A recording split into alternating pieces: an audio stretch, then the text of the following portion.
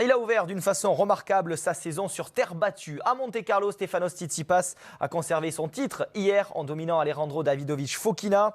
Il a surtout prouvé qu'il était l'un des cadors sur cette surface. Tsitsipas de prince à futur roi, élément de réponse avec Hugo de Gouzel. La même joie, un an après. Stefanos Tsitsipas, de nouveau vainqueur à Monte-Carlo, comme une évidence, voire un présage.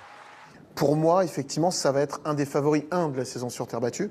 Il est inscrit d'ores et déjà à Barcelone, il doit jouer demain ou après-demain.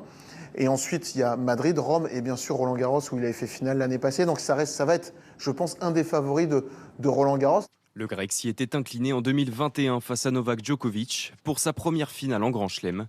Mais cette saison, la donne a peut-être changé. Je pense qu'il a encore pris plus confiance et conscience qu'il est capable d'aller chercher un grand chelem et qui plus est là, parce qu'on parle de la saison sur terre battue. Parce que je me dis, et au fur et à mesure de le regarder, peut-être qu'il est même meilleur sur terre battue que sur dur. Un statut qu'il doit à des qualités exceptionnelles pour un joueur de sa taille. Il fait 1m93 et athlétiquement, il se déplace comme un joueur quasiment d'1m80. Donc il est très rapide, très endurant. Il est très élastique aussi parce qu'on peut voir quand même qu'il arrive à faire des fentes assez incroyables, encore plus côté coup droit que côté revers. Donc cette partie athlétique est très importante. À 23 ans, le Grec entame une nouvelle saison de terre battue avec encore plus de certitude. À lui de confirmer dans les prochaines semaines que c'est sur cette surface qu'il se sent le mieux.